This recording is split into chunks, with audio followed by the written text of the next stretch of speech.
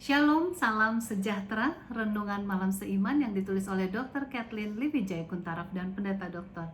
Jonathan Kuntaraf. Judulnya adalah Pengampunan Kita di Dalam Yesus. Tetapi hendaklah kamu ramah seorang terhadap yang lain, penuh kasih mesra dan saling mengampuni, sebagaimana Allah di dalam Kristus telah mengampuni kamu. Efesus 4 ayat 32 adalah ayat inti dari renungan malam kita saat ini. Renungan malam ini akan kita terus membahas mengenai pengampunan.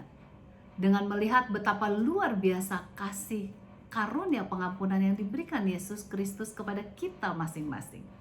Setiap perintah yang Tuhan berikan kepada kita, Ia telah siap menyediakan kasih karunia-Nya agar kita dapat menghidupkan perintah tersebut. Demikian juga halnya dengan soal pengampunan. Kita mendapatkan kasih karunia untuk mengampuni orang lain karena Tuhan telah terlebih dahulu menyediakan juru selamat untuk mengampuni kita masing-masing. Nah, sebelum kita memiliki kesanggupan untuk menghidupkan pola hidup mengampuni orang lain, kita harus terlebih dahulu menyadari betapa dalamnya pengampunan yang telah kita terima dari Tuhan. Pengampunan Allah adalah dasar dari kasih-Nya kepada kita masing-masing, agar kita dapat mengasihi orang lain dengan lebih dalam. Kita harus terus-menerus menyadari sifat dari dosa kita serta kebesaran dari kemurahan Allah itu. Di dalam Lukas 7 ayat 44 sampai dengan 47, Yesus menyatakan pentingnya prinsip mengenai pengampunan, pengorbanan dan kasih sayang dari seorang wanita berdosa yang telah datang untuk melayani Yesus. Wanita ini membersihkan kaki Yesus dengan air matanya, rambutnya dan kasih yang luar biasa. Namun Simon menghakimkan perempuan tersebut di dalam hatinya. Mengetahui akan pemikiran Simon, Yesus berkata kepada Simon, "Engkau lihat perempuan ini? Aku masuk ke rumahmu, namun engkau tidak memberikan aku air untuk membasuh kakiku. Tetapi dia membasahi kakiku dengan air mata dan menyekanya dengan rambutnya.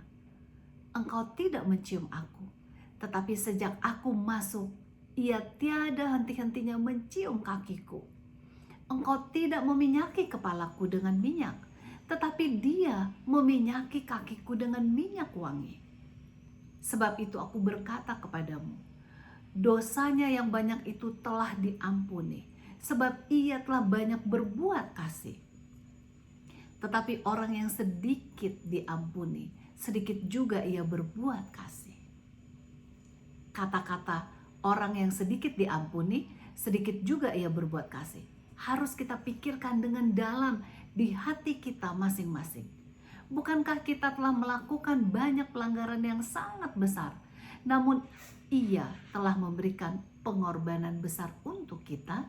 Ingatlah, kita sebenarnya telah terpisah dari Allah, tetapi Kristus menjembatani kita dengan Allah melalui pengorbanannya. Bila mana kita tidak dapat melihat betapa besar dosa yang kita telah perbuat, maka kita tidak akan mengerti pengorbanan Yesus yang telah membebaskan kita dari perhambaan dosa itu. Dengan demikian kita pun tidak merasa perlu untuk mengampuni orang lain.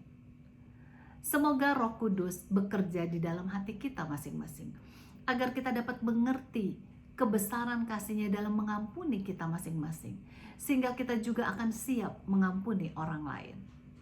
Bagaimanapun besarnya kesalahan yang telah dilakukannya kepada kita. Kiranya Tuhan memberkati kita sepanjang hari.